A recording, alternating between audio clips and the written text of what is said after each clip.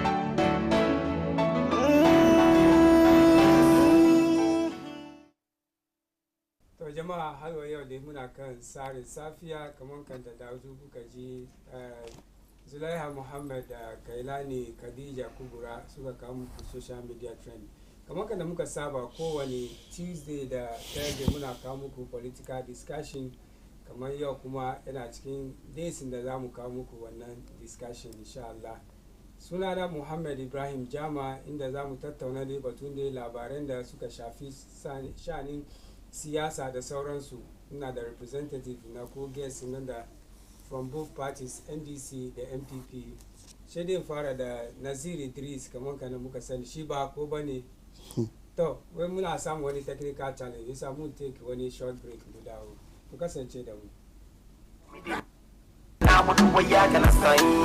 na duba abinda na bi cikin da yanda na kai shedin ce kawai na gode ma Allah da annabi ya duba ni tun lokacin da nake jinjiri babin da zan ce shedin durko sun so mu zikiri masani kai kadai ne ba wanda kama da kai ga girman kai ya Allah kai ne sarkin sarakai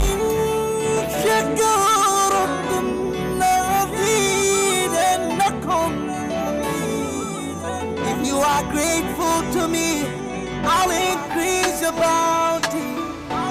Allah said, Allah said, Allah said, Allah, so I'm ever grateful, yeah, that is what I keep saying. Allah,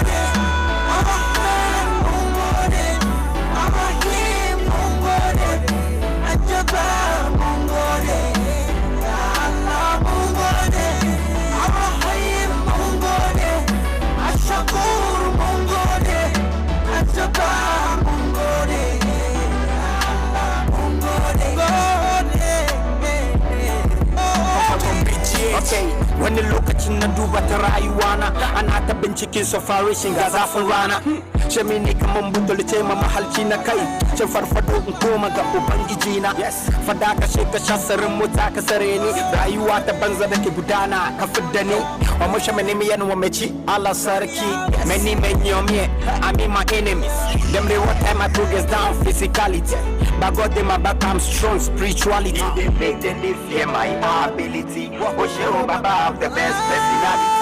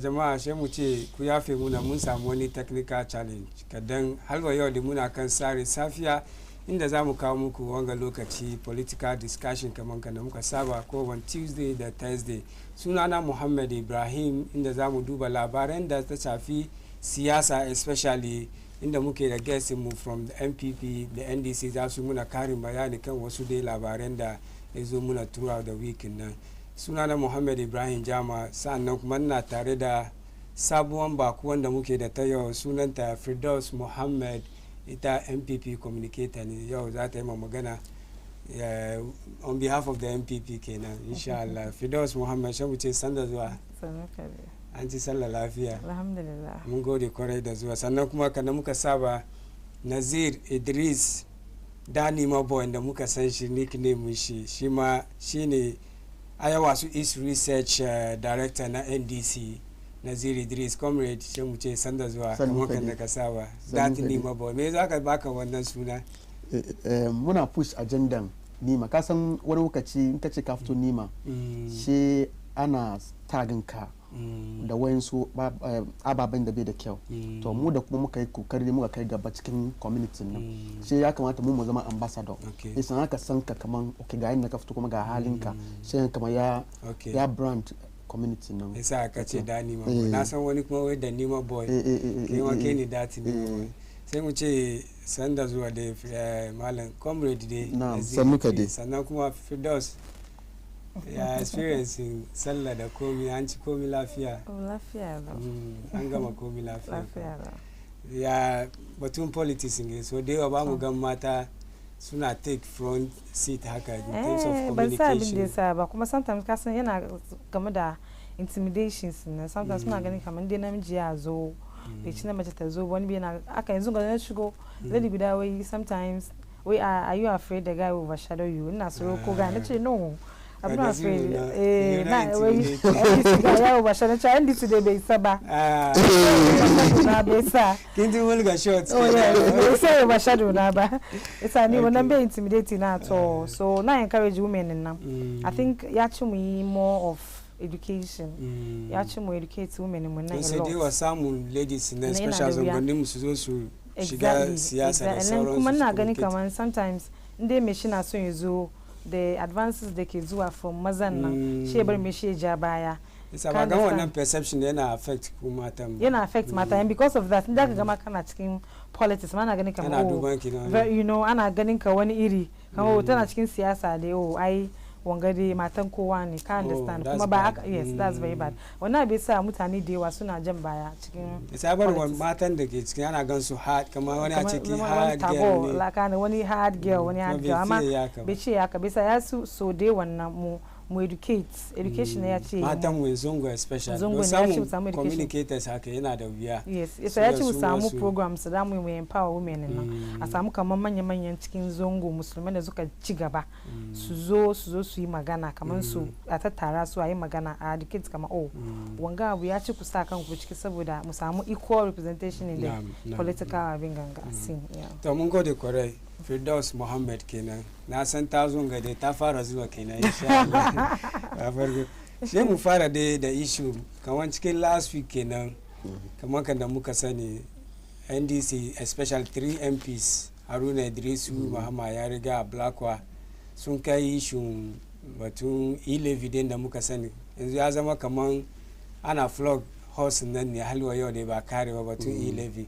sun kai kama a put interlocutory injunction kan wannan shani e-levy kamin dai a ci substantive case nan suka je supreme court kuma ya duba ai on the 4th kenan aka ci wannan case ko supreme court ko ya duba ya ce no argumentin da NDC ke yin ko dai 3 MPs nan ke yin nan suka duba bai fi su bari a put injunction nan kan ba they should go ahead with the e-levy till they an ci batun substantive case batun e-levy wannan batun parliament da sauransu ba unanimous decision kuma this time 7-member panel na suka dace kamar no e-levy nan in aka stop shi yanzu government ma zai harm more it's better a continue a yi har dai a ci case nan government bai samu nasara ko NDC ya samu nasara to wannan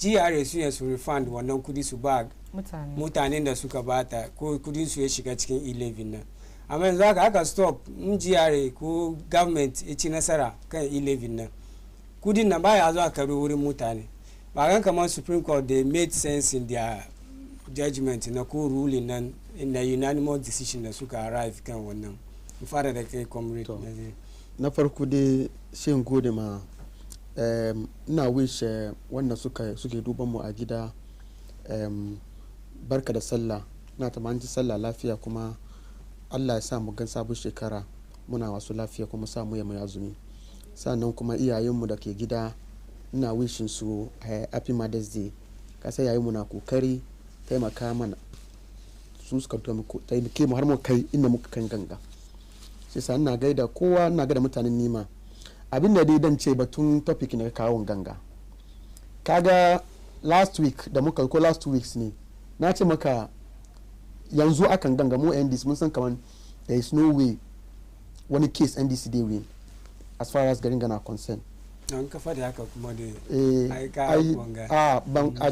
ai evidence na nan kayan da sana magana na kuma me yasa nake fadin wanganga abin ga ya zo ya kai to extent of national security minister yana cewa kamar yadda suke supreme court ke ruling su yana affect even security of the states kullu a ce kamar unanimous an jan win by this kaza har inda ma supreme court chief justice ke wurin nan national security minister ya caution chief justice kan wannan kesin nan yana suke ruling su kan cases da ya zama political highly political magana nake fadin gaba mu kare ana cikin maganar nan bayan ruling recently kuma US Department da suka kawo report su so categorically state that why judges in garin ganga their influence ana undue influence kansu undue influence na zuwa on judges na su rule in favor of other on suna rule in one favor kan issues pertaining to judicial services some of most kuma why they are influenced by undue influence and corruption ka gane maganan nan amma mu kamar na ga maka we are just testing the system because suna set precedence ne na ce precedence suna kowane law aka rule kai yau ya zama cikin bukun Ghana kenan isa gobe an ya sai kai kuma ai wani ruling kai ka gane maganan nan isa mu dai abin da muka ce mun je ne don Ghanaians an bedding su da a lot of taxes yanzu aka yi levy aka pasin ganga ka san businesses ke gajiya akwai business da na sani abin da suke yi ne suna sadda abinci ne amma su third party ne kamar online platform sun ganga in ka je ka sai abincin nan customer ya biya su cash rider ya je karbi kudin nan sai ya send office to yanzu ya karbi kudin nan dai send office nan ana tax wannan kudin nan kayan da san magana na shi samu interest mu ne akwai ababai inda daya tap a lot of taxes inda tax zake nema yanzu tax exemption bill na nan an manta da shi tax exemption bill shi ne manyan company haka ba su tax holidays nan a make sure kamar an samu kudi an su an tax mutane an samu an develop garin nan in ka tambaya me yasa aka yi batun tax ga an ce kamar covid menene kaza kuma report ya zo US ya so da IMF director ya zo ce kamar prospect mu na garin ga ya fara fall even before covid batun Russia kuma yanzu Russia ambassador to Ghana kaga report nan da ya fito yace kaman they are not responsible kana ce kaman Russia fadan Russia da wangan nan shi yake affect issue nan ne ba mun zo ana flagship programs da ake yi ba measure abin na ana yi dai ne aka zo aka ba slogan sai a je a ce kaman ana wangan ga meanwhile kudin da ake spend both flagship program aka in a free SHS, one district, one factory, one village, one dam, 1 million. Look at they are just sloganeering because in policy as an economist or as a financial sector management, you put your KPIs. I didn't really say expect kagani. Ama is muna planting and food food for jobs. Ama abinci ya isa da garin ganga. Ya isa da drastically.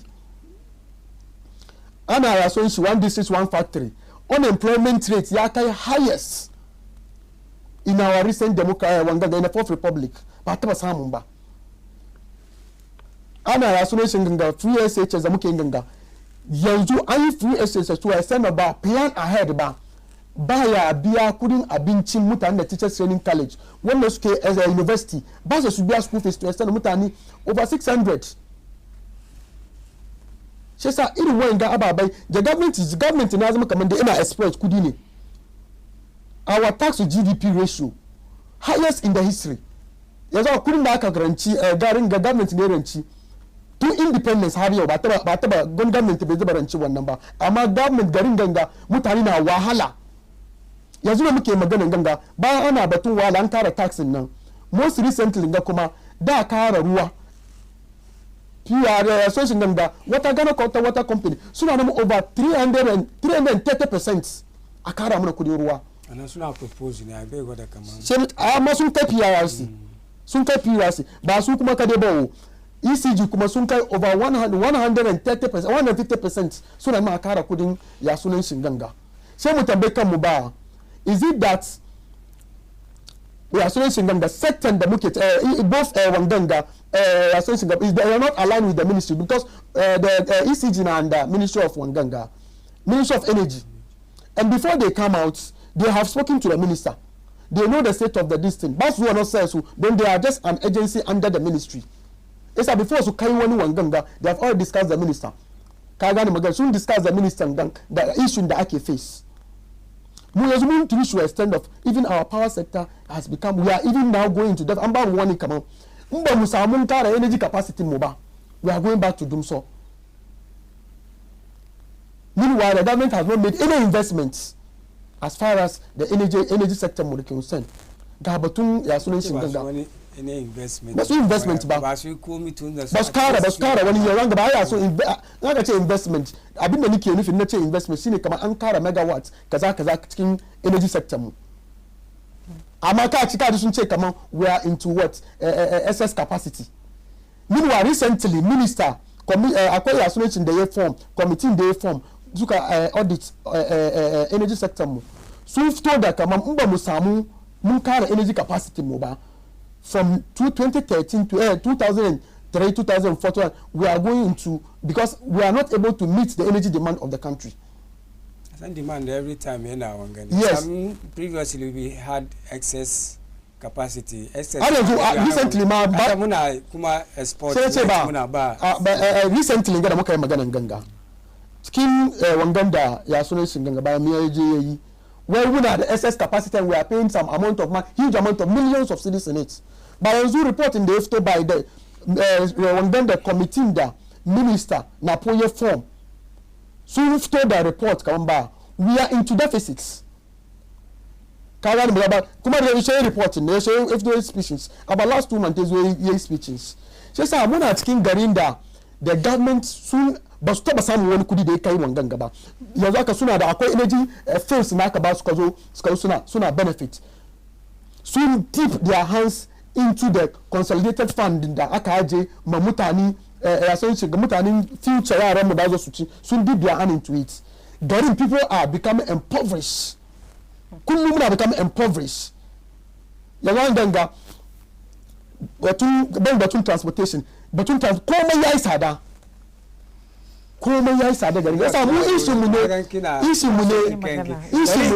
na son batun issue Supreme Court in the country mu duba the substance of what they have said not maybe ya zama unanimous ko wani sun ce kaman batun sha'anin kudi ne IGR ke karban kudi ka ce kaman tun da dai substantive case nan why not a bar su ita karban don sun za su ba mu kudi mu bai da wuya su ba mu amma iyo aka stop gobe suka samu nasara ya za su recoup wannan kudi shi nike so mu interrupt kaga mu duba na instead of me mu ce it was just unanimous kaza kullum unanimous mu duba substance of what they have decided. Akwai history this government akwai history da suka aka ce su refund wani kudi I think for one of the one of the energy sector those who come on they were default in paying.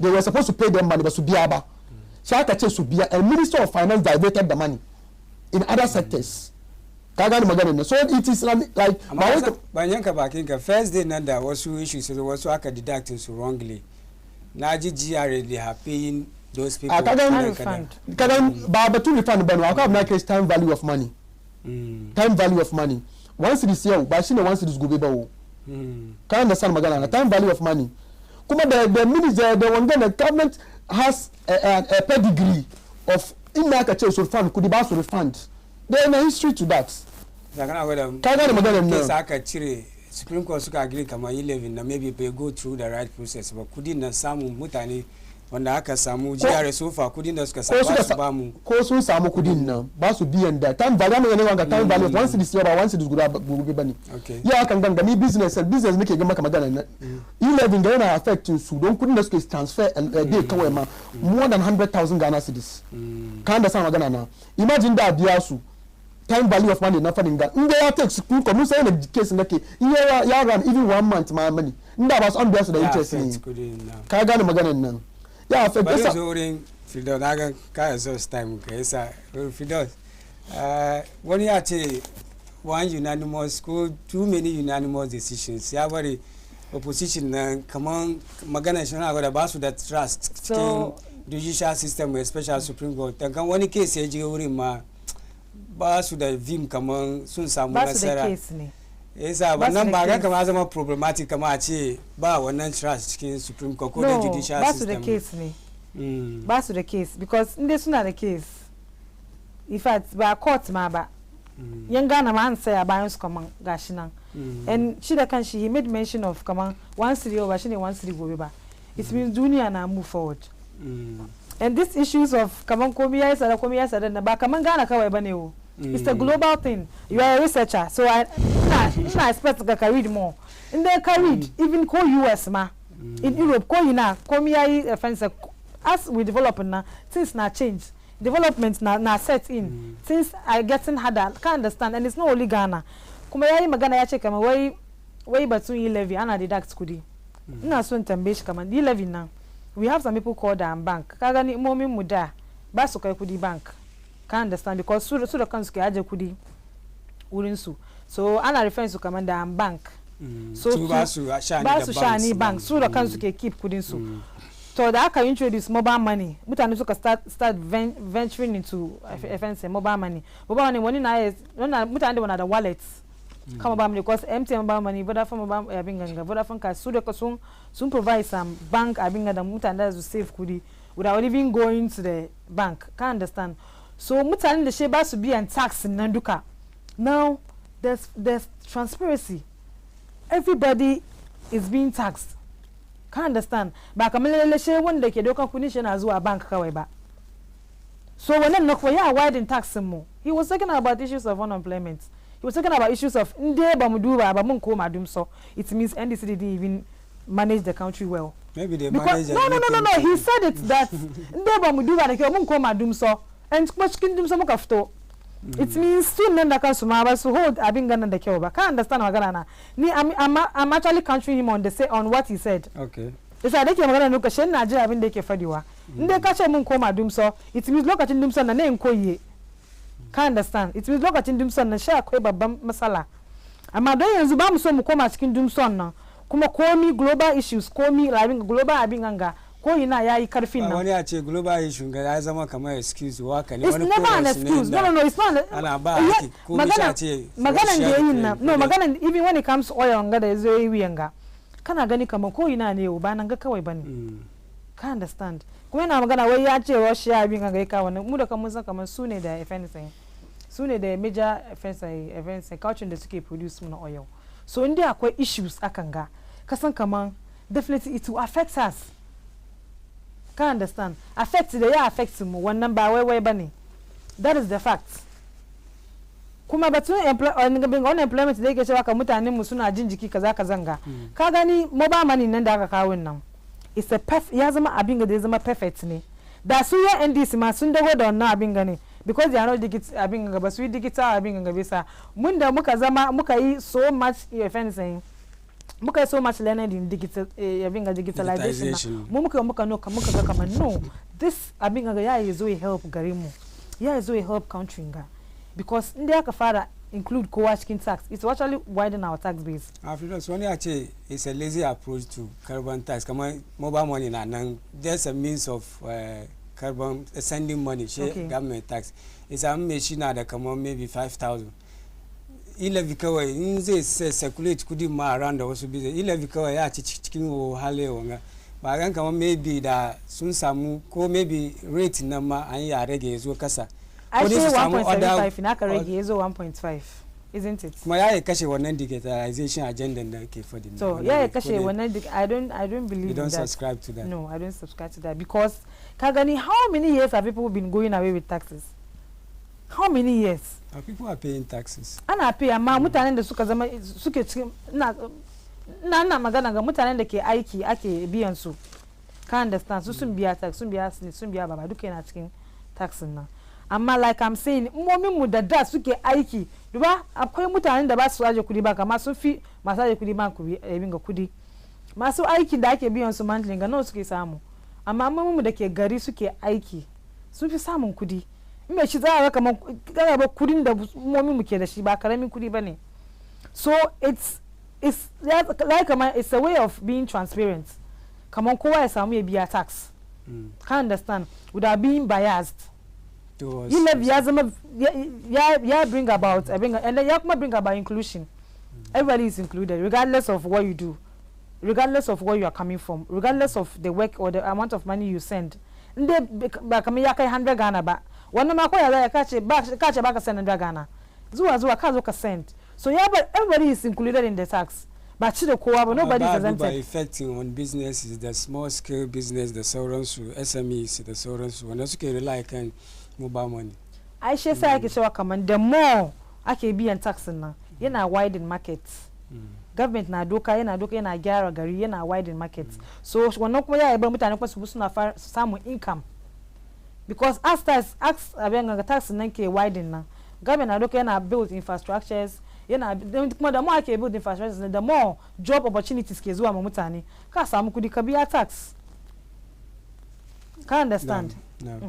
Najeriya ya wani magana batun kandafa, mun san magana den da ya about the judiciary in general, kamar sometimes decision da suke take yana tilt favor in good government ko dai in their favors too much, ya kawo wani mistrust, ba ga maybe too many unanimous decisions ne yana feed into wannan saying na kandafan da ya fadi, ya bar mutane ba su samu ko yanzu ga mai NDC je court ko Supreme Court da wani issue sun dai je na ma ba kaman za su je su ce za su samu nasara ba, don saboda ya zama they affect confidence mutane cikin judicial system ko Supreme Court. Don saboda ya zama suna opposition dai, ko ya za you and I know that regardless of ko ya aka yi fair ma an zuwa ce ba yi fair ba, because suna so to criticize government because that's what they are there to do. Suke put them on our toes. Can't understand? That. Yes, they do that to put us on our toes. Suna yi ne su ba mu ga kamar yes, ya ci mu yaka. So they serve as a guide. Regardless of them being criticizing with negative being gangadi, suna put them on our toes. So one day I don't buy into that. So I can worry come all the time, maybe unanimous decision. The Yankao one case. Like I even said earlier, issues of 1 or 2 judges they out of come on 7 they ko she 5 suka nga 2 suka dissent come on ba su yadda da maganan ba, amma this time around mun kuma gan 7 no kuma sun unanimous sun agree come on, amma sun ba da reasons da yasa suka ce come no baya stop e-levy for now till substantive case na an ci an kare, saboda me in aka stop shi za ka put injunction kai kudin na baya recoup wurin mutane, amma dai gaba aka bari ya gowon gaba government bai ci nasara ko GRA ba su ci nasara ba, wannan GRA ya yi raba kudin ya ba ya yi ka gani reasons na suka bayana, is it tenable, is it making sense? It makes sense. Like I even said earlier, kaga issues of e-levy da kanshi da suka doki decision kamar suna son su abrupt abin ga implementation shi nan. In the first place kana ga kamar da suka zo na suka yi tunani ma suna kamar no, they don't have a case, like I said earlier. Can't understand. But I mean that's the case, ba su zuwa court. No, at least they mun san su da zuwa court ai. How many courts have they been to, and how many cases have they won so far? Okay. And that doesn't actually abin dispute the fact that mutane da ke cin abin court abin case na kamar they are not up and doing or they are not doing what they are supposed to do it's because magana da suka kawo nan ba su da case and because they are like I said sun zama NDC ne sa suna opposition kuma suna suna karkafa mun ji Hausawa wai suna ba mu kwazo, like suna abin mu put you on your toes. Yes, like I said, suna put him on our toes. So the fact that Basuchin case doesn't mean that the judiciary is not doing its work or is being partial or something. No. Come on, as you back with the case. My one mean command the court called the Supreme Court are being partial or biased towards one party.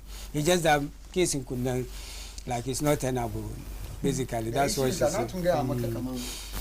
But ya sunan shi akwai instances wanda finance minister aka ce kaman ya refund ma wayan su I think power sector PPAs nan ya refund musu kudi ya divert kudin nan ka understand magana na bayan su kuma kudin yau ba shine kudin gobe kuma kai batun abin ya affect this na ga maka mu akwai company na sani they are into ana sa abinci ne kan app ka gane maganar nan and the tax da suke biyan ma ba easy bane asa nan ganga because they are already said suna biyan tax already kai abin nan ya wanga it's just about double taxation ake biyan mutane ake tax mutane kai batun iyayen mu ba su wan kasan kinsan market women mu kasan irin tax na suke biya bayan indirect tax ma some of them are into some rent where kamar yanzu mutum da ke kasuwa yana da warehouse shi anguwa kaza yana aiki wurin nan kasan GRA na zuwa suna bin mutane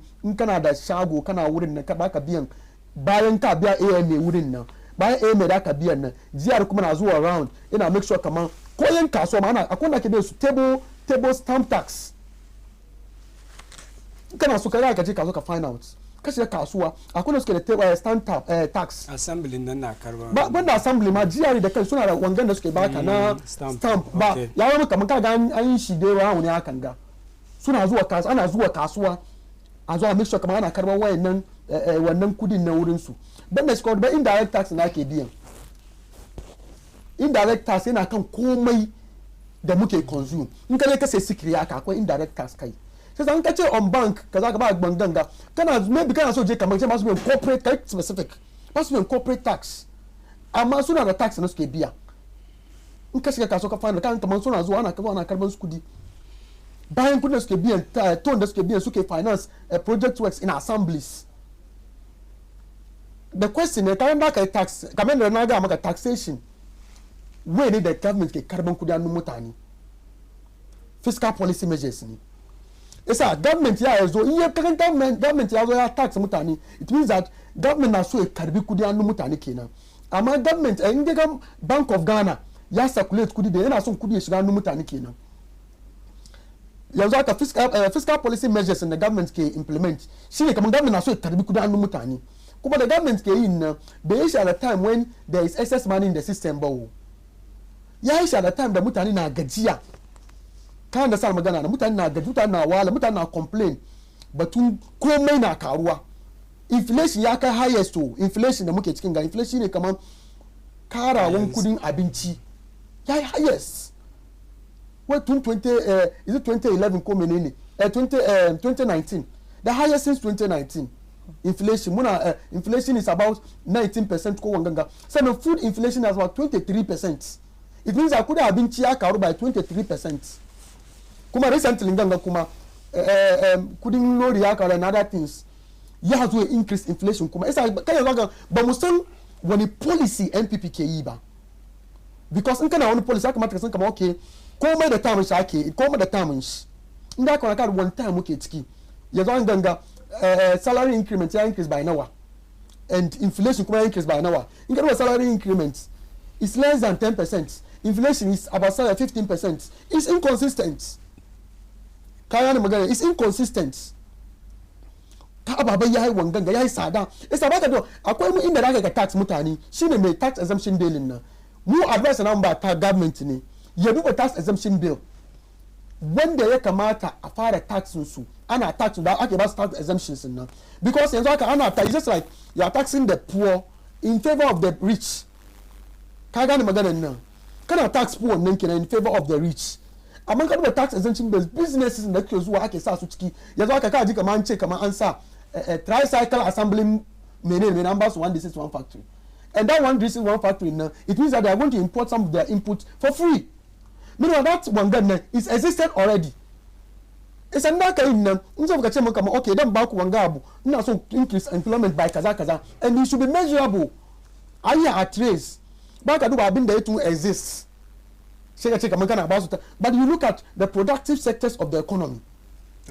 Kamar Nazir Shefi Daus ta yi wani magana batun tax 11 ne kamar ya zama necessary yayye maganci irin wannan issues da currency nan don ba ya an samu an generate revenue especially from taxes nan da abubuwan nan ba ya maganci abubuwan ga dukan da kan list nan ba gan tax na especially 11 gan da yazo an ce muna yayi abubuwa da yawa yayi solve wasu basic problem employment ma an ce ya create an biya contracted da sauransu ba gan ya zama kamar necessary evil ne da yafi yazo a ya maganci all these challenges da muke face a wanda abinda Firdaus ta faɗi yanzu muka realize wannan da abin da tambayi yanzu kowane lokaci da approaching da zaka yi kagan governance ba kaman abinda sloganeering bane kan da san magana na muna garin ganga na kufa do zai ce kamar yetis kasu na so ya come there ko ba fada haka ba kan da san magana nan isa it means that ka bari nuwa kudin da muke cikin da shine kudin da ke hannun kutkun mutane shine kudin da ke cikin aljibin mutane kan da san magana kuma batun wai a ce kowane gari na menene can we can compare ourselves with foreign countries. Now we live in a community of. We can't compare. When I mean the Sunganga, when I mean inflation rate in USA. I'm a farmer. Say when I mean inflation rate in USA. When I mean inflation rate, Africa, even Africa, even with our PSO. Can't understand when I want to show in contest, even with our peers, we are struggling. Our currency is the worst performing currency in Africa. PSO, even our currency is now compared in the world. I think they compare it with Russia or one of the countries. There's grounds now. Can't understand grounds. No, but what is the fate of our currency now? Recently, in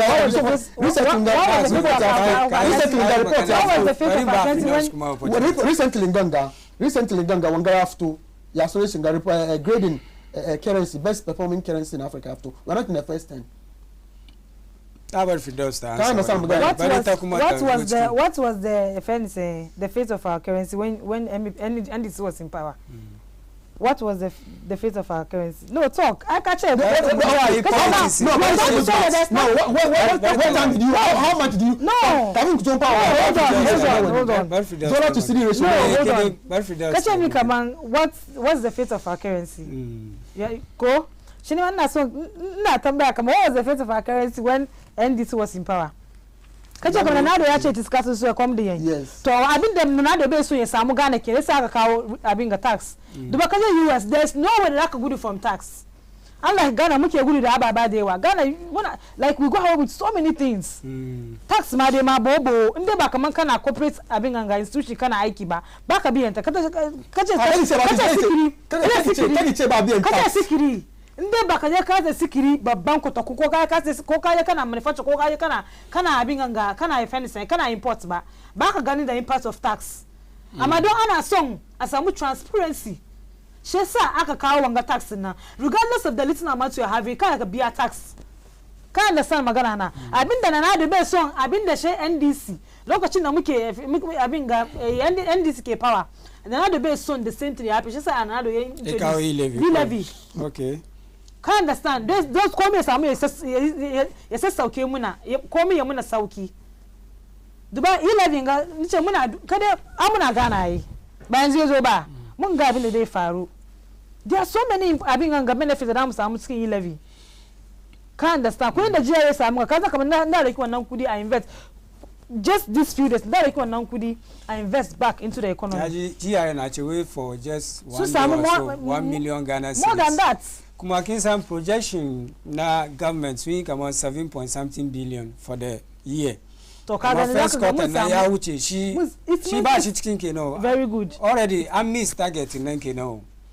Ba miss target ba. I missed target don first quarter ya wuce ba fara first May aka fara ko. Very good. Maybe yanzu kuma an fara mun duba da how it will go ko dai ya meet wannan at least 6.something billion. Ba ga kaman ba ya meet target wani sabon excuse kuma za ka kawo kuma. No, target comes with expectations ko dai abin da saba meet target na because of implementation ga on you and I know muna gananga yau kaza gobe kaza yi levy kaza even ma before ma parliament ma ya approve ma kama kaga abin da ya faru ai mun gani amma da ba gani ya ce tunda dai kuma wannan project wasu excuses they will not take it maybe at the end of the year they are expecting a certain that will be coming from our position if anything NDC. No, the average Ghanaian can also have his say NDC has to say oh because an fara 11 ga kun ce kaza ba ku samu wannan bai sa aka zai no ina so to understand kamar da 11 ga is a brilliant idea I tell you it's a because then kazo na like it's a research I mean then kazo na can read certain things kamar no the government now we have to say government nga we are it's just a brilliant government da yake tunani yana zuwa baya ba kamar abin gobe kawai bane yana tunanin jibi da gata duka ka understand because nga kawo abin da zai help country nan ba na yau kawai bo gobe so we look at the long term abin ganga effects ba just the short term but muna do the long term effects ne da kan go kudin ga da abin fa ne sai jiya suka samu nga ka da invest back into the system ma I will still need more workers. I still go back to mutane na ya kuma drain. It will come back to no it will come back to them because ya kuma cire yes kuma ai cyclical kenan very good cycles so mun da ki wannan muna develop country na ana samun aiki ana gina ababa da mu ake build infrastructure da mu ake dokan abin employees President Mahama recently ya ce kamar in case ko if you win ya repeal wannan law na 11 nan. What do you make of da mu koma back to dumso kenan kaga da mu koma back to how is it related to dumso? No da ai duka da yana ciki ya don da ka ce infrastructure development duka na ciki ba energy komi na ciki let me find out because muke samun kudi people not necessarily e-levy ko wani ba kana nace maka zai bar mu koma cikin abin ganga yau ya kasun su ya kom da irin shi kenan za mu koma back to wannan lokacin nan da gida gan bai cirewa ko ya bai even ko it's not even work. How? It's not even because nde zunga muna duba nde ma sun win kenan. Nde Muhammad ne shi forget. Shi dai yana na swap bre. Because yanzu MPP mun zo gare mun zo ne. Ba mu sauka because yin gana ma sun ga kaman yes. We are handling the country regardless of ana samu hitches abin here and there dai. Wannan ko ba ka samu perfect abin da ka ce wani bai samu wani criticisms no. Can't understand. Ko ya zai dai an samu wani flops kadan. Amma we are better than NDC regardless. Sai da better da ina so sai da ce ba kagan magana dai wani sloganeering dai mun ce kama okay mun bar ma NPP amma yazo aikin da ake aiki dai NPP have come to destroy everything that ka gane magana shi da ga maka ni tun ba wannan ga maka wani policy da ga mention kowane policy ka fadi na MPP na ga maka ina abin da yasa ya zama bad with respect to data da su da kansu na system suka produce ka understand magana na kowane policy da suka yi da za su kawo ganga duba kun zo 5 years so 5 years kuna cikin kan power ko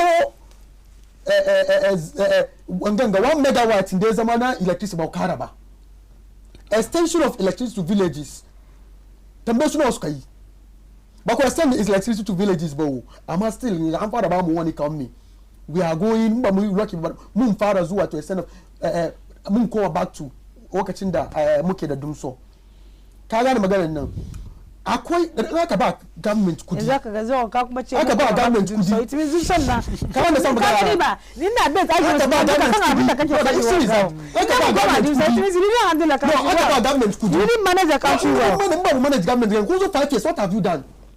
Well, we've done a lot. What have you done? The fact that my mama took Ghana from Dumsoma. Did you go to make who can go to Ghana Dumsoma? Something. No, that's not going to go to Ghana. Call 1 megawatt electricity was car about. Call 1 megawatt. Mama come at Dumsoma. Come at Dumsoma. Call 1 megawatt. But my boundaries we check on bar. We will not give credit to NBC for it. So therefore the one number. Didn't you say it? Can't understand Magana. Call 1 megawatt was car about. But how many like villages can extend electricity to? They've not done it. Can't tell them who care. Yanzu aka muna nan now incessant check against maka when maintenance I catch a light took because we've not been able to do anything ya sunan shinganga America aka kawo ganga so ce za su abolish ba shi yanzu ke provide electricity ba aka transfer aka kai su kuma su suna samun ba and they have even extended the contract wannan suka ce bai da kiyan nan kenan wannan muka suka ce they've even extended to 10 more years. And not only that, there are other wanganga. Da muna say me associate from Nigeria gas. Aka zo aka establish Atobo gas. Yes, muna da Ghana gas. Tuna instead of mudoki gas from Nigeria, mu kawo Ghana, muna biyan kudin nan. Amma yanzu muna samun gas mu cikin da kagan GM is a visionary leader. And any government dey zo, be it GM or anybody dey zo Muntum promised Ghanaians, come on, we are going to abolish the e-levy because they are innovative way of asamu arrange kudi. Gabi actually da kweche come on, the easiest way to govern a country is through tax. Gabi actually da kwe fadi. What the easiest way in the tax ni? Oh, then SRC president ma ya izama president ngari ai. Wannan kasan ko na fadi wa dai. Sai ende come on, yanzu kan ga the easiest way kan governance ba abin wasa bane. You think outside the box. Generate a lot of resources to be able to finance your developments. Can you understand Magana? That's what government is all about. The government is about collecting tax and then everybody can be can set up a government. It's like I money come on. If President Mahama Allah ba shi sa ya komo wannan 11 ya cire Ba shi looking at kada the ba- dynamics in da kenan any future government NDC da government, wanga. any future NDC government, because we won't believe, come on, we don't have to tax the poor in favor of the rich. Can't understand? That's what we That's believe in. what That's what we believe in. scam- But if we vote on bottom up approach. But when come on, even those at the bottom, they are overburdened. Those at the bottom now. When they are overburdened with indirect taxes. So no one soon cash work man, soon be in tax stamps, soon be on local government taxes. And a lot of taxes can be on. So that when they are overburdened. Eza kai mani kamar ya zo cire. Any future NDC government would abolish e-levy. Firdaus, How many people ina son tambaye shi wrap up magana kawai ga- ga- how many nam. people pay taxes in the market like he's saying Da saboda an bankin Allah da ka saboda Allah da annabi mutane nawa ke biyan tax cikin gari kaje cikin gari yan jiyar suka je suna yawo suna karban tax wani ma da yaga suna zuwa no ya bi wani wuri da ya ga sun tana ya And it komo means that is the measures you put in place, not actually that they are not paying. That's the secret. What of it. measures Maybe you one put of the in place? measures need Very good. for the code. No, you know, that is the perfect measure for us to be able to take the tax. Must tell when the scale I of believe when I taxes. tax poor na instead of those who target ya yi batun exemption bill. Tax exemption bill, yes. Da ba e-levy, the more you send money the more ake tinka fa da ba e-levy ya zama kaman transparent Mena da yau zafi kin san haka. ni faizin da na biya e-levy wani wa kaman na cikin sallah na jin sai kaza kaza ka san sallah karami sallah kaza yake nace yara ne sai kaza so da naje na sai shi na biya na sani mobile money shi na ga sun ce a na e-levy ni kura ba ni sai da ba ni shi da ko so ya san shi na ji ba matan na wai da wani bai yi shi na biya da Vodafone because ka san Vodafone ba su charge shi suka charge na 1.0 ko 0.15 na biya kamar 100 cedis ko 1.0 100 da bai taba ko 100 ya taba 100 na biya kamar 101 110 cedis okay na biya don Vodafone ba su cire wannan 11 nan kawai suka cire cire shin ce amma 11 gama ba wani kudi bane o aka na fara Tuki 11 kenan. no but you know inda kai ka send ma wani 500 Ghana it means kai ka biya 5 cedis inda 1.5 kai ka biya kamar 7 cedis 50 pesos kenan ka understand wannan bai kashe businesses da abubuwa bai kashe businesses mutane da da more yanzu ne kaga da ka mun samu fear abin hanga panic mutane na zuwa suna cire panic withdrawals mutane na zuwa suna cire kudi amma as time goes on aka zo aka zauna da shi an yi yanzu kin batu kin je ki sai da momo na je yes na je an cire ki to wanda shi za shi sai da kashin nan shi ba taba kudin shi ba gan wani disparity ya zo cikin ka gani abin da yasa nace akwai abin hanga inclusion nan ko ya za yi ya biya yi levy ko ya za ya yi momo ka understand ko ya za ka kai momo regardless of yadda da ka jima ka ce baka yi ya zo ya zauna da kai don da ya zama sabon nan ne ake kuwa he amma ya zo ya zauna kamar wani wani ya to an manta aga ba ki gan kamar yana da wani electoral implications ma party ne ko NDC ko sai MPP ko government dai wanga 11 saboda 11 ga maybe ya yi cost wasu votes da abubuwan mutane wani ya ce saboda 11 sabon vote ka gani change ne duniya ya zama kama abinda ya zama abin ga how do constant ka understand so ina son ce kama regardless of yadda mutane suke panic with e-levy send kudi cire kudi kaza ana transfer da kaza ya zo ya zauna mutane sun ce kuma posture ku maybe communicate kuna gan kamar wanga ba komai bane e-levy dai yayi wasu mana kuma is a big deal abu ne the fact that ni na samu na biya doesn't mean that to be easy for someone amma the fact that ya zo ya zauna ne mun zo mu accept so you handle it yes duka time ne amma ba mu komawa dumso ba mu komawa mai da kudin da aka suka ce da su ba mu komawa dumso kudin da aka ba su sun account kudin da suka spend on COVID have they been able to account for it kaga da kai su ya sunan shi auditor general ya yi audit wannan ku na ce ba kudin da suka wanganga su ne sun account even an invite minister of finance and parliament ya account na ji sun ce a follow the due process akwai issues ana form it's not illegal a form a zo a invite ka parliament a tambaye kaman nawa ka spend kan wanganga they no account for it in ka ba kan government na ka ba shi kudi ya spending shi ya account to the people shi yake ba shi kudi kuma sun yace maka government ga apart from the tax ne su karbi su samu kudi da tun independence ba wani government ya taba samu ne da yafi mu gani kan da san magana na tun samu kudi ba wani government ta samu da ba energy fields da before John mai barkai aka kawo musu abin da samu ka develop country na yafi NDC ba su wani suka the fact that mun samu kudi the fact that mun samu kudi one example wallahi we are better of the local government before market with project yanzu kan ga agenda 111 ka samu na so ga fari yanzu ganga wai ba samu saboda ba samu problem kasashe amma ka da samu amma da government ke so yayi cathedral ya samu kasa ko bai samu ba kasan batun shanin kasa sarakai da no government has the power kaga custodian kasan nan da kanshi na government ko mai resources da muke shuka is entrusted in the government ka tabbata government da project bai samu da na mu yi asuwancin ganga primary schools nan ka tabbata mun ce muna batun wanganga ka ji mun ce batun kasa wani community aka je da aka build mishi hospital ce maka bai ba kasa kai na samu magana na compensation wani community sai na ce maka ba wani community aka je don in ka je if government takes everything serious yana so ya abu he finds a way the government ke so yi church ya je fashe gidajen judges ka san implication shi kuma prime aid kusa da prime parliament ka da samu magana na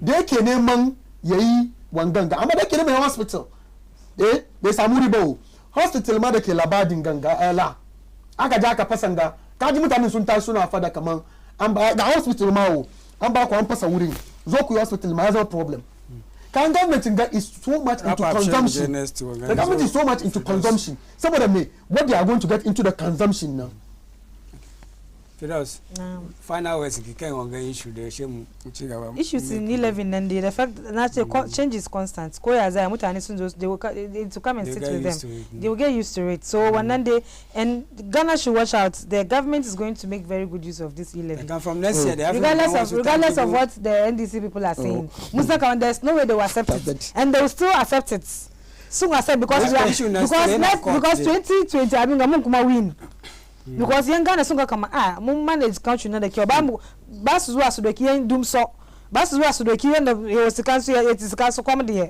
ba su zuwa su doki wannan mutane because we've served better I mean we've managed the country very better issue na in our court is depending on court outcome na I know we are going to win because we are continue yes muduba forward to wannan to halwa yau da muna kan Tsarin Safiya inda muke discuss zai batun shanin siyasa da abubuwan da ya haku during the course of the week ni da guest na Firdaus Muhammad da take magana ma MPP communicator sannan comrade Nazir Idris wanda muka san shi that Nima boy Nima sunana Jama Muhammad Ibrahim halwa yau da muna kan Tsarin Safiya inda muke kawo muku labarai ko dai issues da suka kasance da shanin politics da sauransu next issue mun da zamu duba bari fara da ki Firdaus recently mun ga wani reporting da zo Reporters Without Borders suna batun journalists da sauransu gaskiya reporting da zo they put Ghana in the good light but if I can put it that way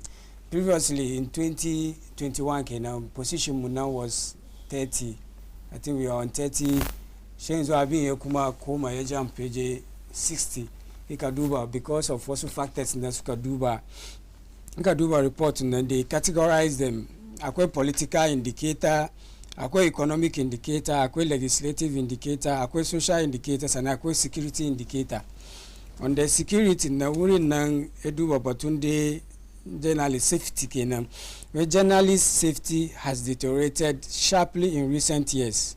In 2020, reporters covering the effectiveness of anti-COVID-19 measures were attacked by security forces, and political leaders are again making death threats against investigative journalists. Nearly all cases of law enforcement officers attacking journalists are not pursued. Magawanga is so worrying coming at the back of Ghana. Muna tout economical democratic credentials. Mshewanga report is looking at issues in Ghana zunga ya government if react though they nagam communicate ko the response in government no suna gwada answer ke criterion da aka use previously for Ghana.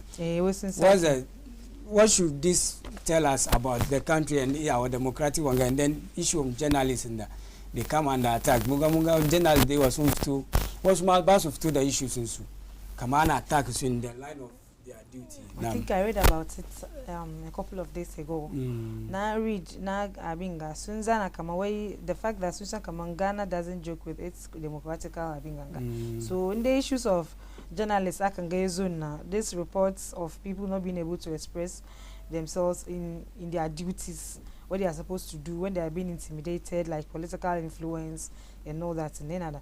So self-censorship kuma journalists be so magana saboda I mean wannan kuma is serious threat. Threat, yeah. Self-censorship shi da kanshi be so ya fadi magana balantane a attacking shi na wannan kuma nana. So na kaman wanga ya ci government na ya duba ya baro su independent. Should be independent, credible. They should be devoid of any political influence. The issue is sometimes this is the political abingangana suna they owe some of the fencing stations and then one be meshima ownership of media one be ma meshima kawo ka one be allocation one police kawo ka bai nanga she gobe ka zo ka ji wani issue kana so ka report zo kama he's also involved I mean kaja baya but the fact that when you are saka into media or the person owns the media house shouldn't interfere. The person shouldn't interfere because in the akache news ne can't understand. In the akache come on reports akanga but report number per se. May share report in the replications have been there for the Kumagana and the attack and the attack is sometimes from Bamuche maybe it's a government who agenda ko maybe elements in government. Sometimes media house government sometimes media house journalists sometimes media house now kuma some of them are being politically biased. I have some one or two that stations justify attacking. That doesn't justify it. And my media and the country they have to desist themselves from political abinganga affiliations. In the kind of aiki in a media abinganga organization, you have to be independent. Sometimes this attacks that goes to them and now it's as a result of no machine he's saying is in favor of MPP or saying in favor of NDC. Mana magana party da kake abinga baka favor na wannan party ya kawo ka cikin abinga journalism or the media or maybe the person in the party actually is the owner of the abinga institution. Can't understand. So I think the first point of call is the media houses themselves. They have to be independent. Can't understand, regardless of what the issue at hand is, regardless of what they are going to report about. You actually the council be independent.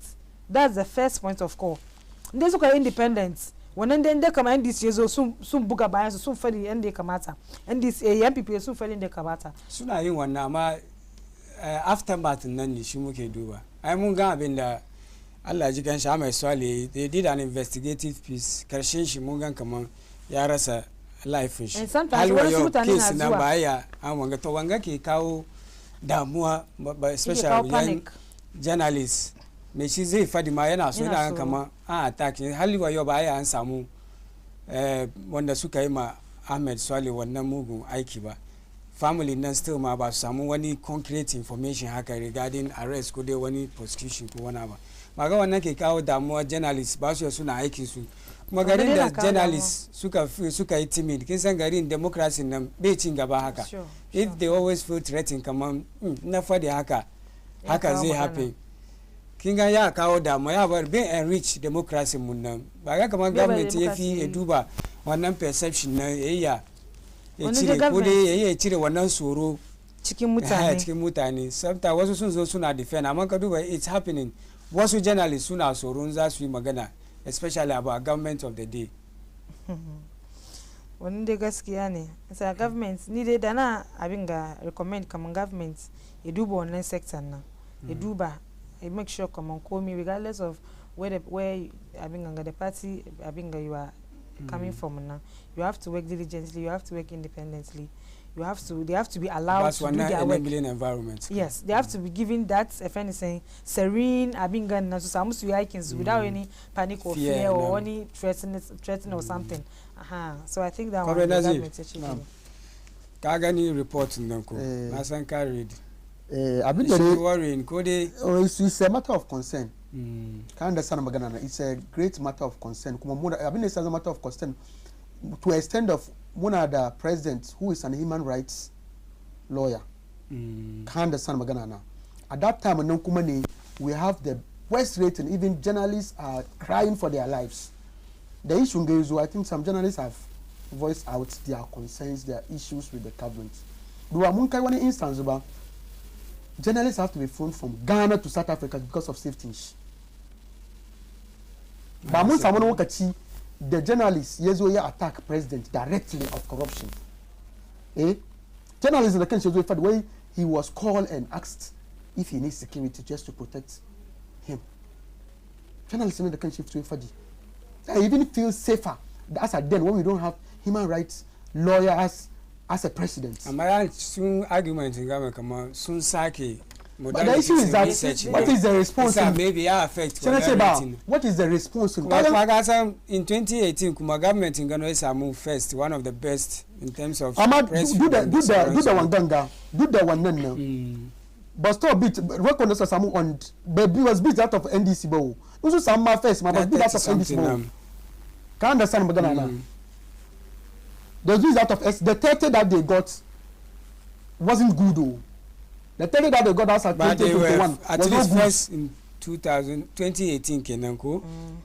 No, there wasn't first. When you say first, they use first. First, do you mean in Africa or what? Do you say first? 2018 Africa. 2018 32. In 10 years now, 2012 to 2020. In Africa, Nashe 2001 world ranking on 23rd. Yeah, it doesn't excuse the fact that this time around. Well, not about some 2010. They mean some as early, some as much as 22nd. 22nd. That's 2015. So let's not pretend that the no, we were better some time ago. Yes, the issue is that I was working the government is atrocities worse because he has sat on the system. They are comfortable.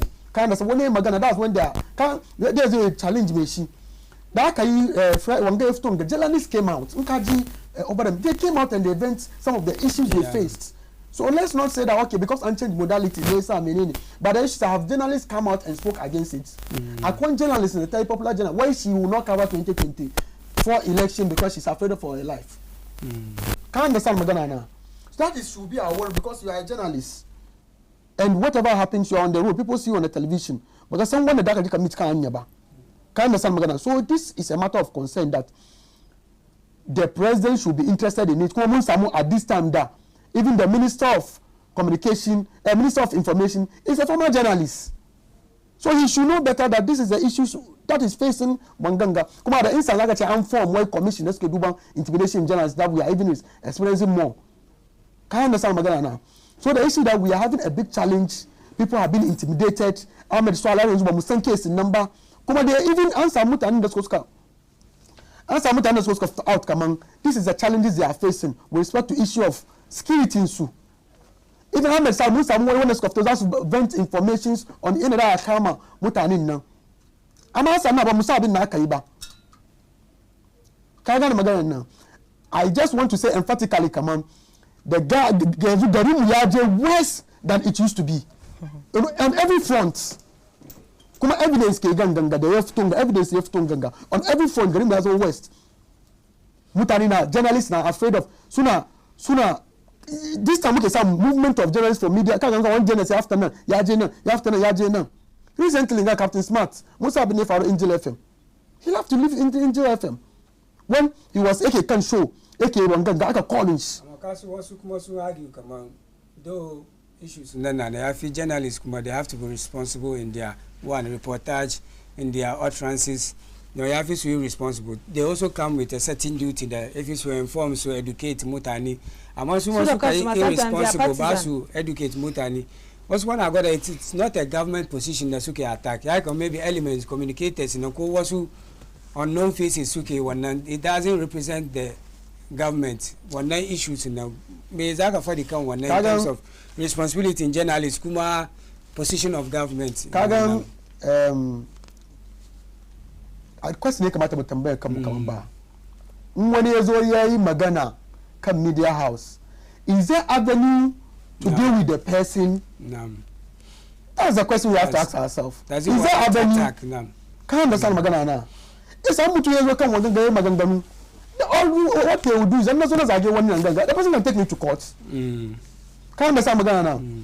It is the responsibility of government, whether they say Magana and Banza go Meneniba, you protect every person. Can't understand Magana now. And this fall into the national security threat and issues of the King Garinganga.